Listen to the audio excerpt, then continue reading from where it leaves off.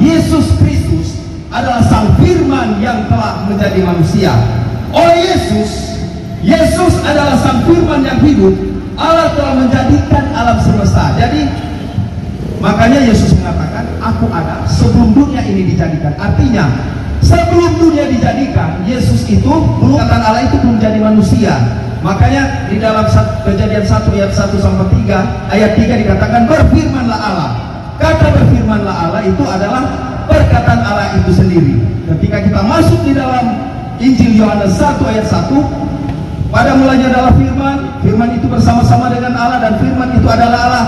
1 Yohanes 1 ayat 14, firman itu telah menjadi manusia, dialah Yesus. Makanya Yesus mengatakan, aku ada sebelum dunia dijadikan. Karena Yesus itu sebelum dia jadi manusia, dia adalah perkataan Allah. Oleh Yesus adalah Sang Firman yang hidup, Allah telah menjadikan alam semesta. Coba kita lihat Ibrani 1 ayat 1 sampai 2 dikatakan, setelah pada zaman dahulu Allah berulang kali dan dalam berbagai cara berbicara kepada nenek moyang kita dengan perantara nabi-nabi, maka pada zaman akhir ini Ia telah berbicara kepada kita dengan perantara anaknya yang telah Ia tetapkan sebagai yang berhak menerima segala yang ada. Oleh Dia, oleh Yesus, Allah telah menjadikan alam semesta. Karena Yesus itu adalah perkataan Allah itu sendiri. Yesus adalah Sang Firman Allah yang menciptakan segala sesuatu baik di surga maupun di bumi. Kolose 1 ayat 15 sampai 16 mengatakan, Ia adalah gambaran Allah yang tidak kelihatan, yang sulung, lebih utama dari segala yang diciptakan. Karena di dalam Dialah telah diciptakan segala sesuatu. Karena di dalam Yesus diciptakan segala sesuatu yang ada di surga dan yang ada di bumi, yang kelihatan, yang tidak kelihatan, baik singgasana maupun kerajaan, baik pemerintah maupun penguasa. Segala sesuatu diciptakan oleh Dia dan untuk Dia. Nah, sekarang dikatakan Yesus memiliki kuasa atas segala yang hidup. Di dalam Yohanes 17 ayat 2, sama seperti Engkau telah memberikan kepadanya kuasa atas segala yang hidup, demikianlah pula Ia akan memberikan hidup yang kekal kepada semua yang telah Engkau berikan kepadanya. Jadi Yesus itu adalah Tuhan. Lewat Yesus Kristus manusia mendapatkan jalan keselamatan. Karena kembali lagi, akulah jalan kebenaran dan hidup. Tidak ada orang yang bisa sampai kepada Bapa tanpa melalui aku. Sekarang jadi pertanyaan, di mana kira-kira Yesus sebagai Tuhan? Banyak orang bertanya, bahkan di media sosial YouTube.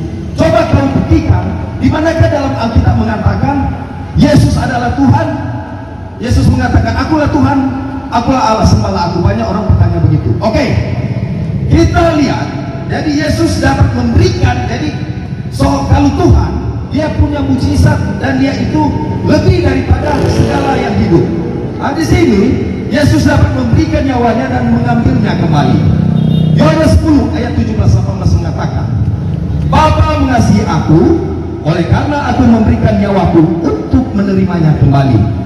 Tidak ada seorang pun mengambilnya daripadaku, melainkan aku memberikannya menurut kehendakku sendiri. Nah ini, aku berkuasa memberikannya dan berkuasa mengambilnya kembali. Inilah tugas yang kuterima dari Bapakku. Jadi Yesus itu bisa memberikan nyawa dan bisa mengambilnya kembali. Cuma Tuhan yang boleh bikin. Kalau nabi-nabi satu kali mati ya sudah selesai. Karena cuma Tuhan yang bisa melakukan mujizat besar seperti itu. Kemudian nama itu sudah diberikan kepada Tuhan Yesus. Dikatakan Yohanes 17 ayat 11, dan aku tidak ada lagi di dalam dunia, tetapi mereka masih ada di dalam dunia.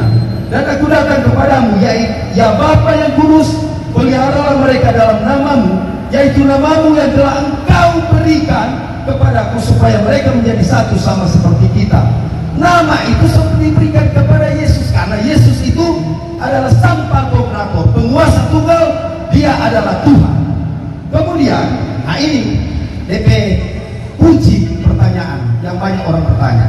Di manakah ayat Alkitab mengatakan akulah Tuhan dan sembahlah aku? Oke. Yesus mengatakan diri sebagai Tuhan.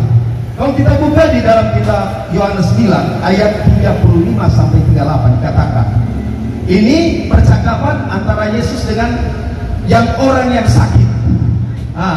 Dia ini mengalami sakit, tetapi dia mengalami kuasa kesembuhan. Di dalam Yohanes 9 ayat 35 sampai 38, sesudah dia mengalami kesembuhan, nah ini Yesus mendengar bahwa ia telah diusir keluar oleh mereka.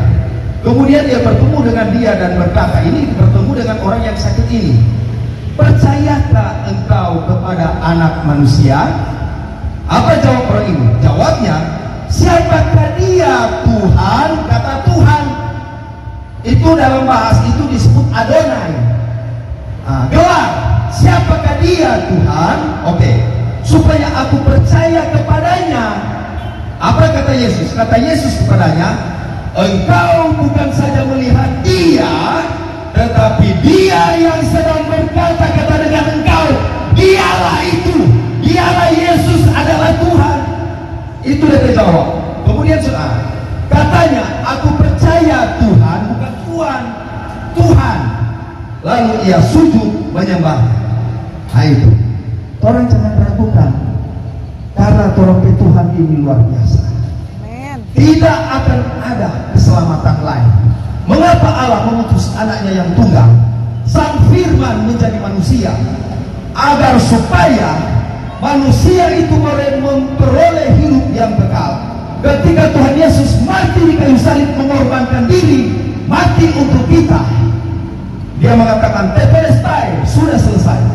Sudah tidak ada kitab suci lagi, sudah tidak ada nabi lagi, dan keselamatan tertuju pada Tuhan Yesus. Hanya Yesus satu-satunya jalan keselamatan itu. Kemudian Yesus adalah Raja di atas segala raja, Tuhan di atas segala Tuhan.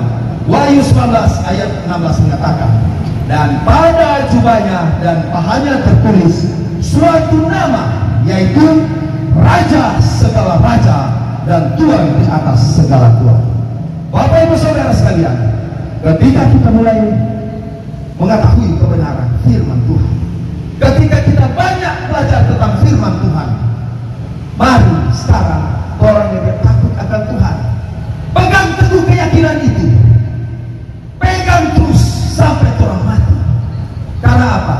Rugi ketika orang menerima keselamatan, tetapi orang sendiri tidak mengerti, memahami tentang firman itu.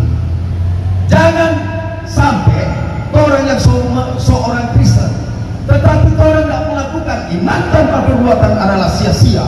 Iman tanpa perbuatan adalah mati. Cara satu-satunya agar kita menuju pada keselamatan, kita berteosis, menyatu dengan Kristus Yesus, melakukan setiap perintah dan menjauhi larangan Tuhan. Semoga kita semua senantiasa diberkati oleh Tuhan kita Yesus Kristus, Immanuel, Allah beserta dengan kita semua. Amin.